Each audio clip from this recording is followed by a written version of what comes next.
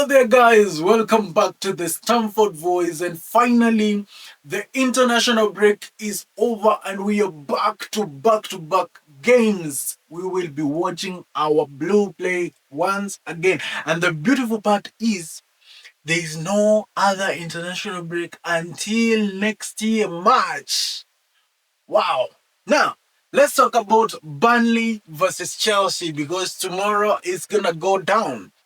Chelsea is going to be facing Burnley in a clash of a top team versus a lower table team because Chelsea are sat in position 3 in the Premier League while Burnley sit desperately in position 17 in the Premier League. And this is a game that obviously the blue Chelsea have to get 3 points, especially when you look at the games that are coming forward, because we'll be facing Arsenal, we'll be facing Bournemouth after that. Obviously, there is the Champions League issue with Barcelona, which we'll be very excited to see next midweek.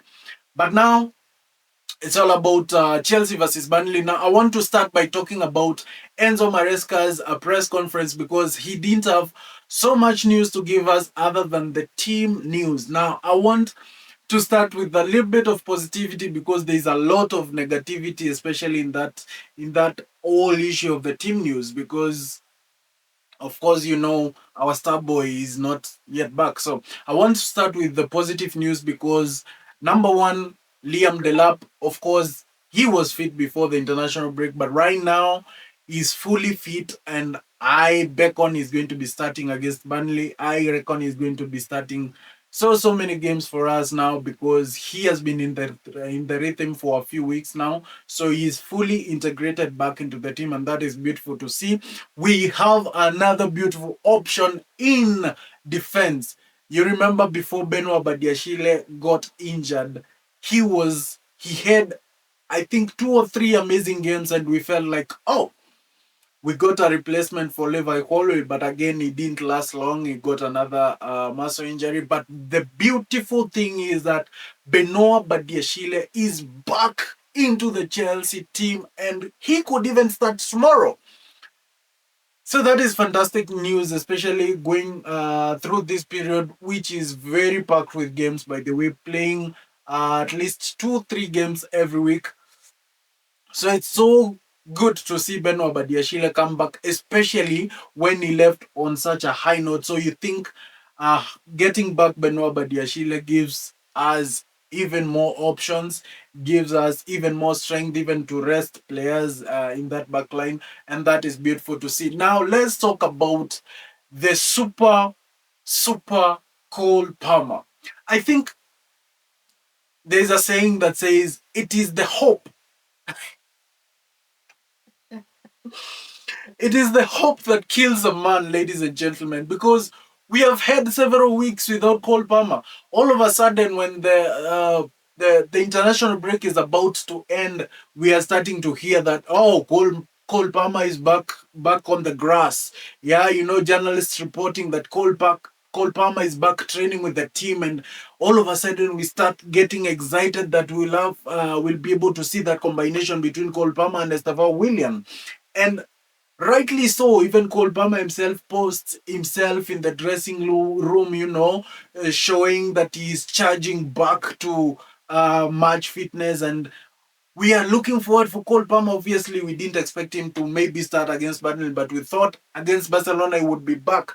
But tell me why this period that Cole Palmer is back in team training is the exact time that he gets to injure himself in the house. I mean, he didn't get injured playing or, doing routines with the team or with the physios or anything. He got injured in his own house, just walking around.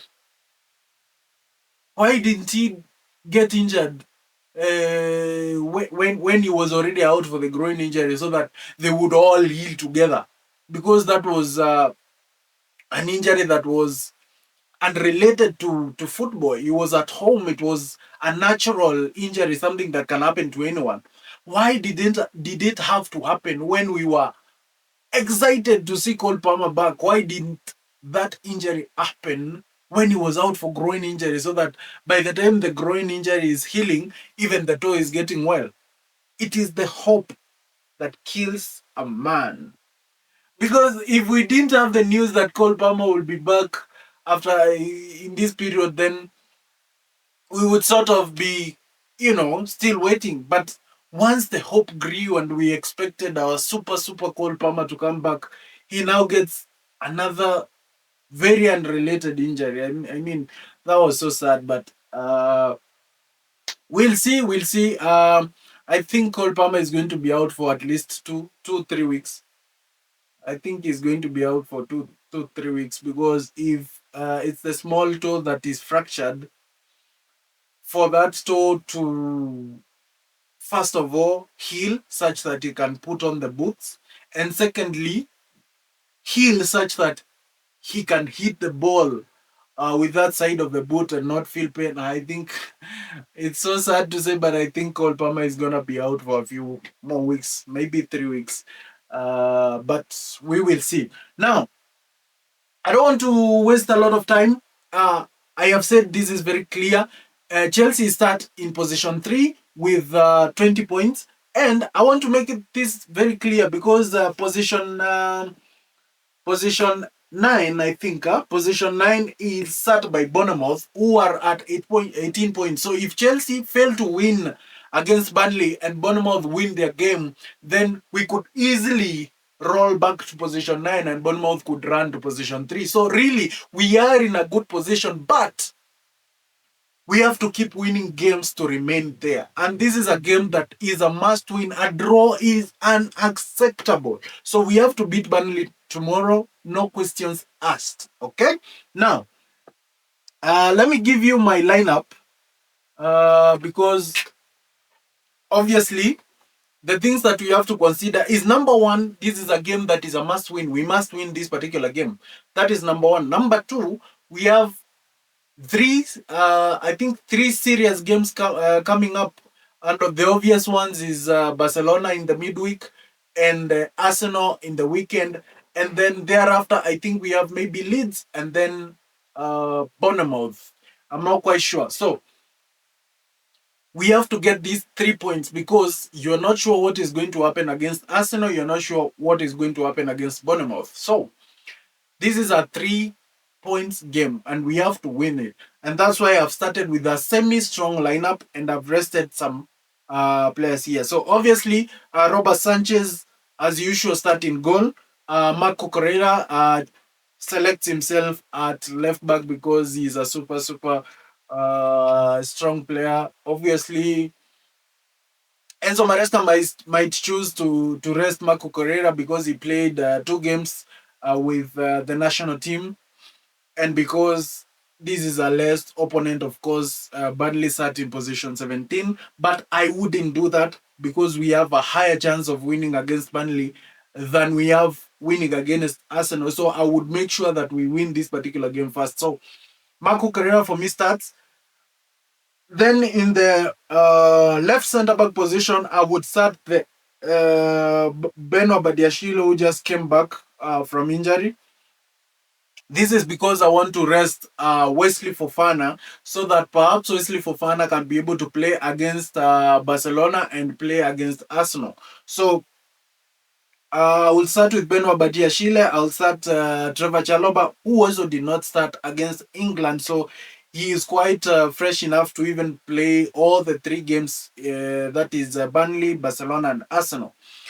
So in the right back, obviously, I will not start Reece James because Reece James played with England in their 2 international games. So again, I would give Reece James a rest so that he can start against Barcelona and start against Arsenal. So Gusto starts there. The midfield, I won't change the midfield because this is a Premier League. A small opponent given room in the midfield can really hurt you. So again, I would start Moises Caicedo and Enzo Fernandez in that midfield. Maresca might decide to rest someone, but that is up to him. Then in the number 10 position, I would start João Pedro. Because again, João Pedro did not play so much in Brazil. So I expect him to be fresh enough to be able to play 3 games in a week. So in the left wing, I would start Jamie Gittens, and this is only because I think Alejandro Garnacho will be very important against that Barcelona high line. So I think Garnacho is going to play against Barcelona, and again he is going to play against Arsenal. So to give him some rest, and also to give Jamie Gittens some minutes, and again I have seen a stat somewhere that Burnley have had an average possession of around 38.4 of the ball. So that means they are going to be a low block team. We will have a high percentage of the ball, and the Burnley players will be sat back defending. And I think that is the perfect kind of team for you to play Jamie Gittens. So I think Jamie Gittens will be fantastic there. I want to rest Pedro Neto, because I think again Pedro Neto will be huge against Barcelona and against Arsenal. So I will start the star boy, the wonder kid, the 18-year-old Estêvão, who again scored 2 goals. 2 goals in 2 starts for Brazil. So Estevão William starts in that right wing position. Sorry, and Liam Delap. I think this is the time now. Liam Delap is going to have a fantastic run in this Chelsea team. He will have a game time from now uninterrupted, from now up to probably the March international breaks, for him to show what he can do as a striker in the Chelsea blue. Because obviously we know how capable Liam Delap is, but we have not yet seen what he can do in a Chelsea shirt. So we want to see Liam Delap start this game. We want Liam Delap to start against Barcelona and maybe even Arsenal. But of course, because he has come from injury, maybe he will miss one of those games to ensure he doesn't get re-injured. But for me, Liam Delap starts against Burnley tomorrow. That is my starting lineup. I expect a very easy win for Chelsea. I expect Chelsea to beat Burnley 3-1. Simple win, take the 3 points, and go home and prepare for Barcelona. Thank you so much for keeping it here. I think once again, Estevão will be the man of the match in that particular game. Thank you so much for keeping it here. Give me your thoughts on this particular game. See you.